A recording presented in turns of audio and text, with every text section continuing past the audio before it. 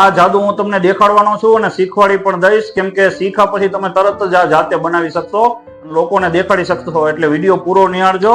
જો આ જે છે ને આ પંખો છે, એક નોર્મલ જે કાગળ હોય ને એનો તમે આવો એક પંખો તમે બનાવી શકો છો. હવે એ પંખાને છે ને હું અત્યારે પેલા આપણે વાળું છું.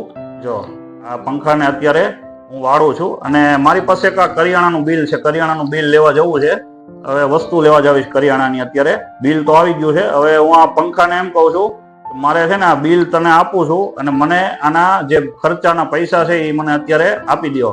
એટલે આ જે કાગળ હતો એની અંદર મેં બિલ નાખ્યું અને બિલના છે ને જો પૈસા આમાંથી પ્રગટ થઈ ગયા છે ઓટોમેટિક.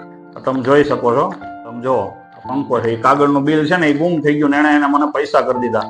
આ જાદુ કેવી રીતે થયું હું તમને શીખવાડું છું. સિક્રેટ મેજિકની દુનિયાનું પણ એક કહેવાનો છું કે તમારે જાદુગર સારા બનવું હોય જરૂરી નથી કે મેજિક શોપમાંથી જ તમે ખર્ચો મોટો કરી અને તમે વસ્તુ લાવી અને જાદુ દેખાડી શકો.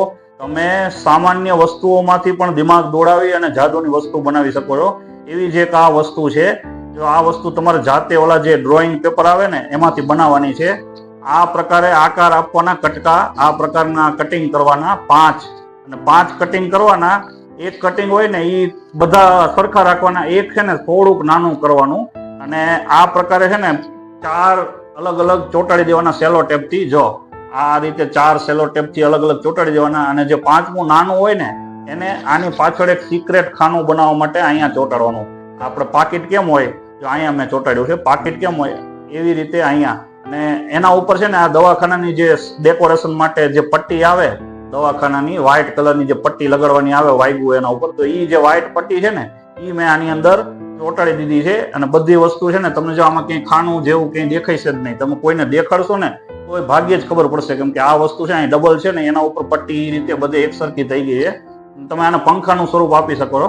જ્યારે અગાઉથી મેજિકમાં આમાં તમે ગમે તે વસ્તુ મૂકી શકો છો. અગાઉથી તમારે કંઈક મૂકી દેવાનું. મૂક્યા પછી તમે આ રીતે ફોલ્ડિંગ કરશો અને ફોલ્ડિંગ કરીને વાળી અને એ જે વસ્તુ હોય એ તમારે કાઢવી હોય એ ચિઠ્ઠી કંઈક નાખવાની અથવા તો બીજું કંઈક કરવાનું, કાગળ નાખવાના, રૂપિયા પ્રગટ કરવાના, જે તમારી ઈચ્છા હોય એ રીતે તમે એ સિક્રેટ પોકેટમાંથી કાઢવાનું. ઓલી વસ્તુ એની અંદર જતી રહી છે. એટલે પછી જયારે તમે દેખાડશો ને ત્યારે આગળ પાછળ ત્યારે એમાં કંઈ નહીં હોય. એટલે આ પ્રકારે તમે ઘણા જાતે મેજિક બનાવી શકો છો.